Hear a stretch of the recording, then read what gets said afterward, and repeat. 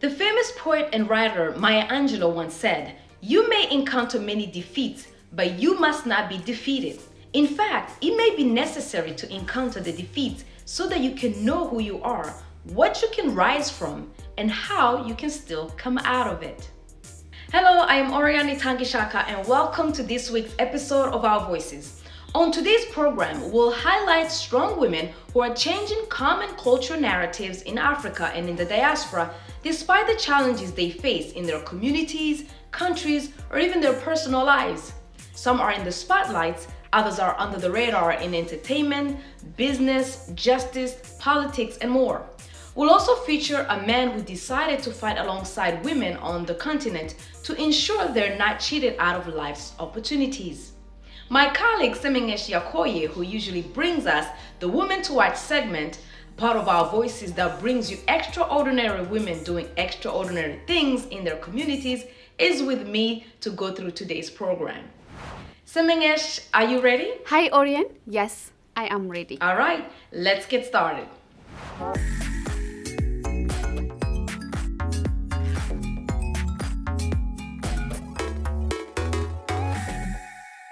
We begin in the entertainment industry. In Cameroon, a girl boss crew takes on the male-dominated film world. 27-year-old Tatapong Beyala, the founder of the company Girl Boss and also music video producer, says women and girls don't always have to be video vixen, the models, or even the actors. She says we can also go above that because our strength is more than what you think. Take a look. I don't mean to be rude. All of these jokers think they got something on me. On set with Cameroonian rapper Law, this is a production with a difference. Behind the camera, in fact, everyone on set is a woman. Tatapong Beyala is the owner of Girl Boss Productions, an all-female company. And she's taking on the male-dominated film production industry in Cameroon and beyond. The first challenge is just the fact that I'm a female. Yeah, I have a lot of people who don't trust my work, not because it's not nice. They don't even believe I'm the one doing it because I was mentored by a man, yeah. So my mentor even had to ask me to depart from him for me to prove to people that I'm the one doing my works. So they don't want to believe that it's really a girl doing it. Scriptwriter, music video director, choreographer, video editor. The list of hats Beyala wears is long.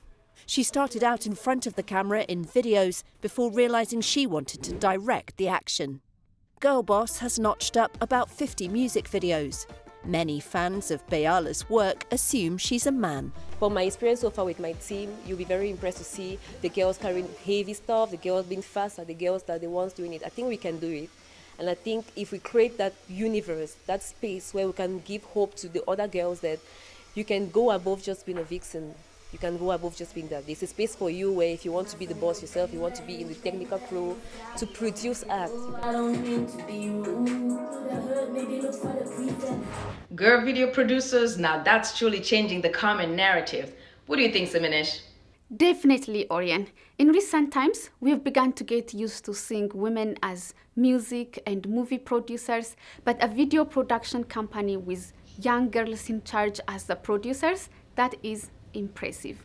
Now, let's go to Burkina Faso, a country with a growing comedy scene. And despite the international popularity of Burkinabe French Rukita Ouedraogo, a female comedian, it's still an industry dominated by men. But a fresh initiative hopes to change that. Claire McDougall tells us more from Ouagadougou.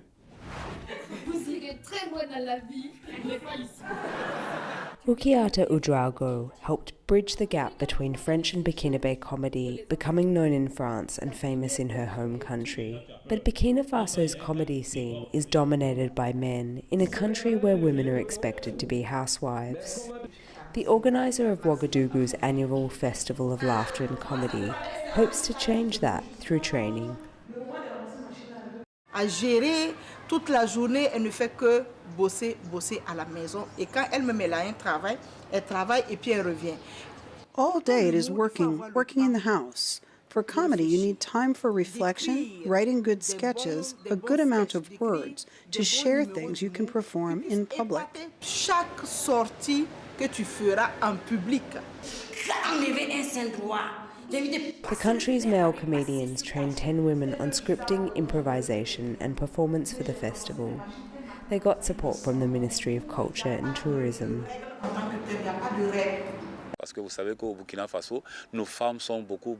There is also a cultural problem. In Burkina Faso, women are more reserved. They aren't so exposed. We want to take this warmth, this comedic oxygen, to say that women can make it. The women comedians also hope they can help Burkina Faso, a country struggling with insecurity and displacement, to laugh again. You are displaced without a home. You no longer have your village. You no longer have your parents. You are there, you are sad, almost wishing you were dead. For those who are like that, to offer one moment, a second of laughter, will offer hope. Pour celui-là qui est là comme ça, lui offrir un seul moment, une petite seconde de rire, c'est de lui redonner l'espoir à la vie. With the stage set, the show can begin. Parce que les femmes ont beaucoup à dire. There are a lot of things for women to say, and they must become a voice for the voiceless.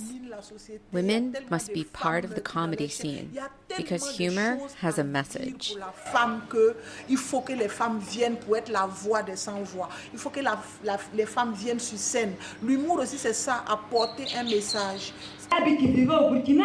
The experience has brought the women confidence and the possibility of careers as the leading ladies of comedy in Burkina Faso.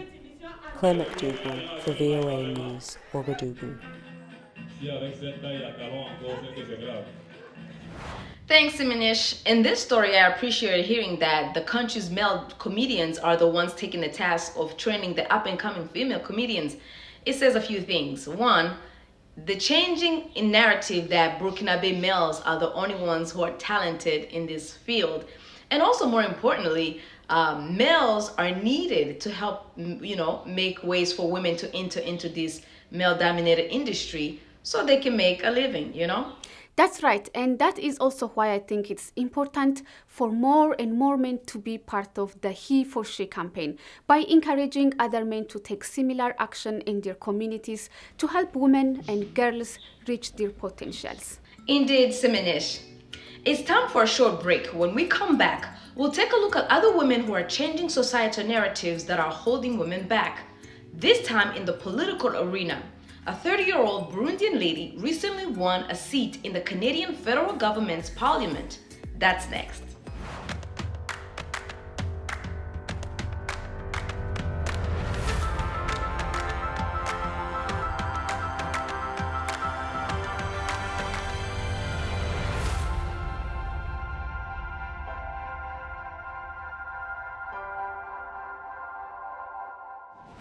Welcome back. You're watching Our Voices. I'm Auriane Itangishaka, and here with me is my colleague Semingish Yakoye.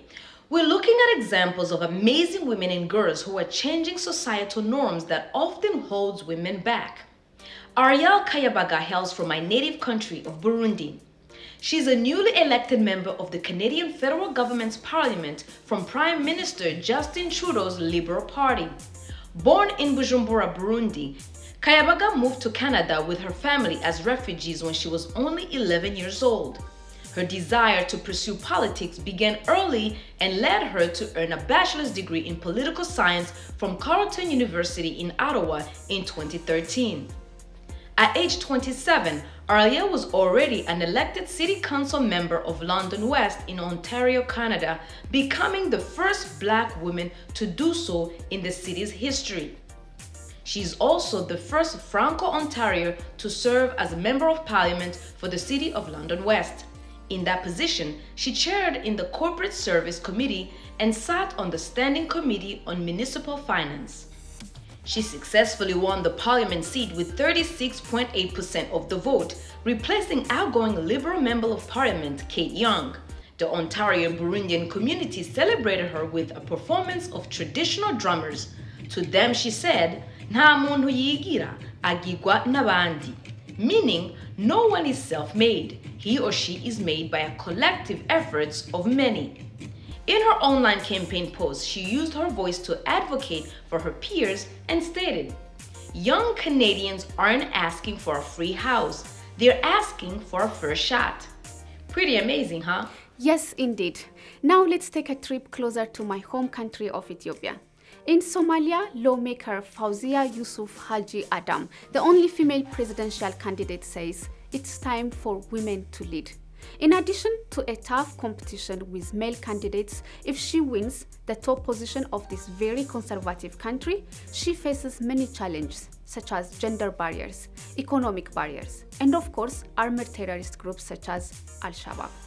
As reported by our colleague Mohammed Kaha in the VOA Somali service, Fauzia says, "We have been waiting for men for so long to sort out the problem of Somalia. But until today, we see there is no solutions. So I have decided to stand for president, and I have no doubt I'll do a much better job than men." And for religious critics who hold religious and traditional stance that she couldn't run for the country's top position, Fauzia says, "Islam does not stop women from going to politics or becoming head of state or in higher positions. If you go to Bangladesh, for the last 50 years, almost there are women leaders replacing each other, and it is the most conservative country in the Muslim world." She added, "The most populous country is Indonesia. There was a lady who was in charge in Pakistan. And we have so many other Muslim women, including Tanzania and Singapore." Well, we wish Mrs. Fauzia Yusuf Haji Adam much success in her journey towards helping her country see better days. Now, earlier we spoke about the importance of men supporting women in their quest to find and take advantage of opportunities that life can offer them. A young man in Ghana believes in just that. Godfred Enyan recently worked on a song with a message he wanted to share with our audience. Let's take a look. The King of Sobada, 2020 and beyond. I imagine Africa will be if women are given the opportunity. This is the time to balance the gender inequality and stop discriminating against women who are in the sinful majority. For the sake of humanity, let's give our women the opportunity, because they have the capacity to leave the continent from poverty. Africa, give women the opportunity. Africa, give women the opportunity. Africa, give women the opportunity. We are guilty of discrimination in terms of women participation. So let's invest in girls' education so we can increase their representation. Empower the African women to do their best for their nation, so because they have the capacity to leave this continent from poverty. Africa, give women the opportunity. Africa, give women the opportunity. Africa, give women the opportunity. It is so sad, it is so painful. African women have no reputation, even in their quest to serve their nations. Face opposition, discrimination, they go through intimidation, humiliation, and sometimes condemnation. But now, let me tell you, the African woman you will see is capable, so make you give her the maximum respect. Never ever underrate and attribute all her hard work to sex. In fact, if we really want to progress Africa, then let us involve them. Let's revise our lessons and change the negative perception that the place for the woman is always the kitchen, but the woman must be seen as a blessing, also as somebody who can do more things. Don't forget, what is good for goose is also good for the gander. Remember, what a man can do, a woman can do it and do it better. This is not a matter of competition, but at least there should be a collaboration. Let us involve our women in decision making and give recognition to their contribution. Africa leaders, this is the time for you to pay attention to their child education, because that is the only way you can save the future generation. Let us collaborate and change things for the better. But if our women continue to suffer, I bet you we may not go far. The whole of Africa must think about this. I really liked the song, and the beat was so nice. It's now time for another quick break. When we come back, we will look at, should being a stay-at-home parent be a payable job? a court in Kenya believes it should be. What's your opinion? Visit us on our social media platforms and tell us what you think. We are on Facebook, Instagram, and Twitter, and our handle is @VOA Our Voices. We are also on WhatsApp, and send us your message, and our number is on the screen. When we come back, we will share with you some of what other viewers in Kenya think of this issue of housewifery being a payable job. We'll also share more women who are doing phenomenal things like fighting poachers in the jungles of Zimbabwe. Stay with us and we'll be right back. We're bringing women's voices to the conversation, and more than that, we're building a community of inclusion and empowerment. Here in Kinshasa, campaigns to raise awareness against the spread of coronavirus are common, but getting that information to people who have no access to water, electricity, or money can be a challenge. We are here at Kalerwe Market in Uganda, Kampala, where in this whole market, women are crying out for their situations to change. For women, it will be better for us. I think a big thing for me is just being able to say that when these protests are happening, does it turn around into policy? Our kids are raped every single day. This movement got the government to listen. It really was powerful because it showed what is possible when men and women band together and say, enough is enough. It's not necessary anymore to climb on a car. I can be in any place to cheer with the people.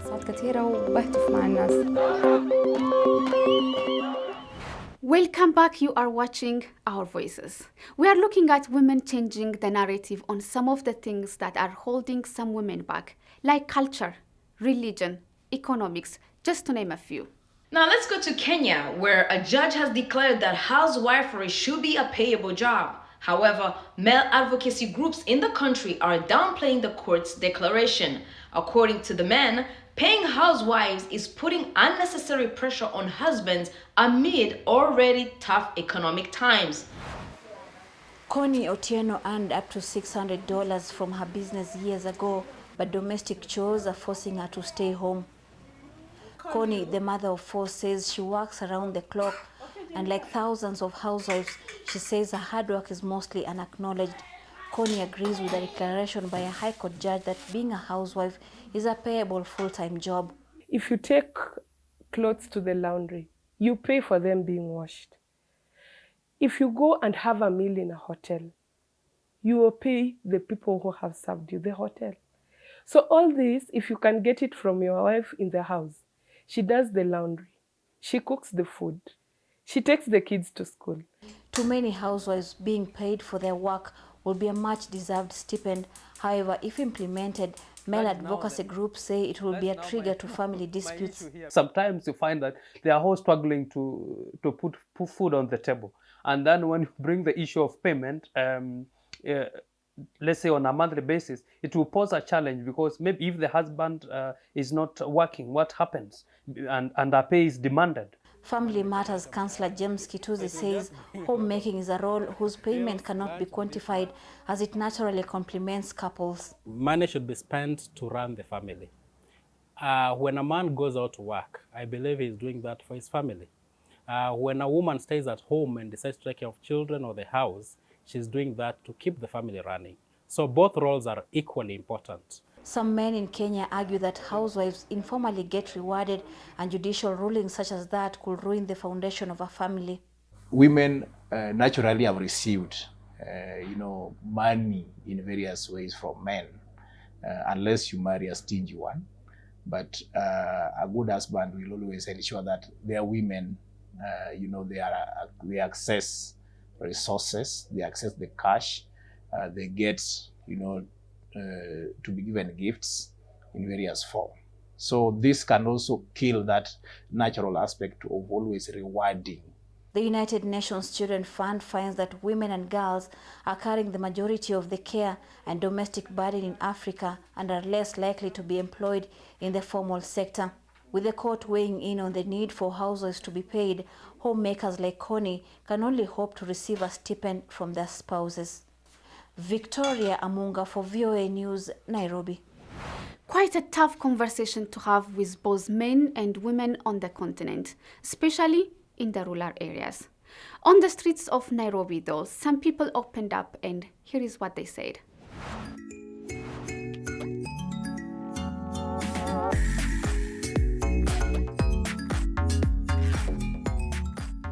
My thought on that, I actually think it is a payable job because most things are done by the female at home and they cater for a lot of things that are not accounted for.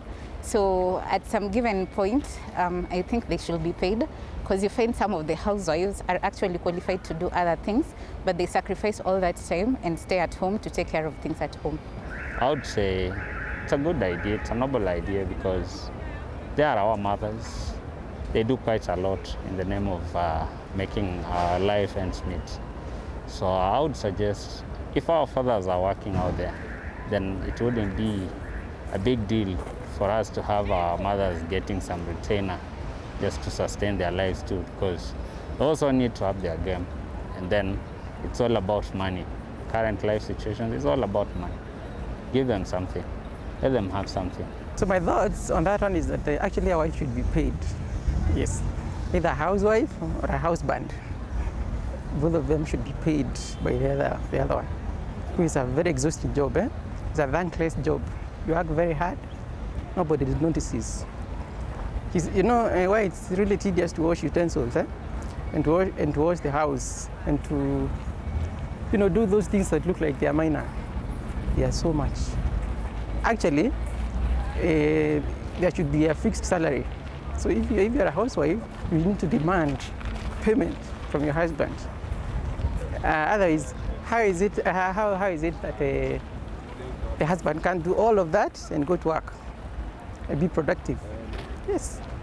Yeah, it's a good idea. Example is that, for example, your wife is not working and you are working as a man. So it means your money is the money of your wife and the money of your family. So you find that when you are getting back to home from work in the evening, you find out that she's the one who is washing, she's the one who is doing some preparation of the food to your children and to yourself, and for herself also. And you find that so all that duties is also falling on your department.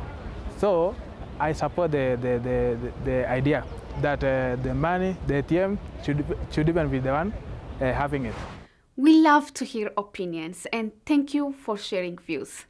In Zimbabwe, a squad of female rangers is playing a key role in the anti-poaching efforts after the COVID-19 pandemic increased wildlife poaching at Africa's national parks. This is after some people lost their jobs and began hunting animals for food. Columbus Mavunga reports from Burungwe, Zimbabwe. These are recruits of the International Anti-Poaching Foundation on a drill near Manapus National Park, about 300 kilometers north of Harare. Nyaradzo Auxilia Hoto has been part of this group known as Akashinga, the Brave Ones, since it started in 2017 to fight poaching here. Hoto says she does not fear poachers or wildlife. I'm not even afraid. At first, I was a bit afraid.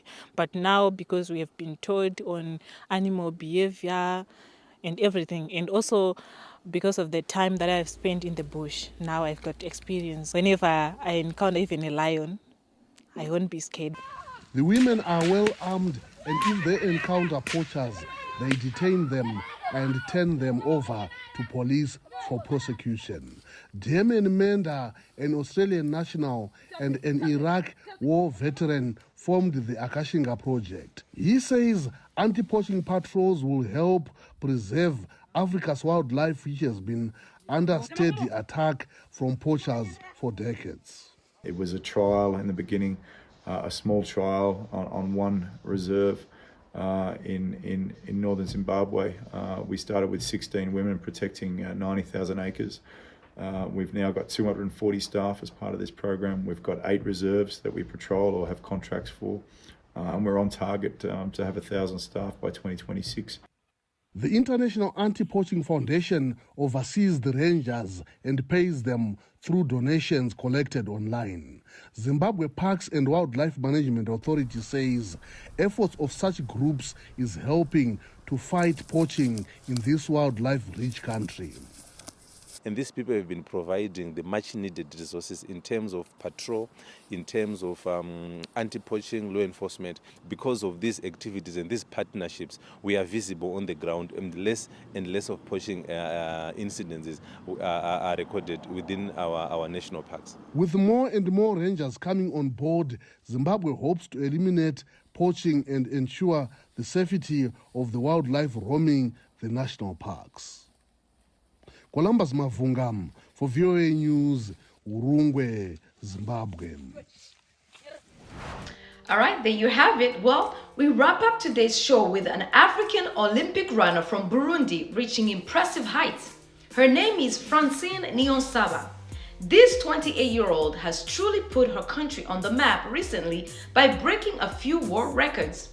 Born in 1993 in the rural town of Bwero in the eastern province of Ruyigi in Burundi, Francine Niyonsaba specializes in the 800-meter run. In 2012, at 19, and only after the third major competitive race, Niyonsaba took home her first gold medal from the African Championship held in Porto Novo, Benin. She then continued to build an impressive reputation and career as one of the fastest African female runners in the world. In 2016, she won another gold medal in the 16th IAAF World Indoors Championship held in Portland, Oregon. Francine did it again 2 years later in 2018 at the 17th IAAF World Indoor Championship held in Birmingham, United Kingdom. This year, she broke 2 world records, the first in September at the Diamond League 5,000-meter run in Zurich. 14:28, the fastest outdoor world record since 2017.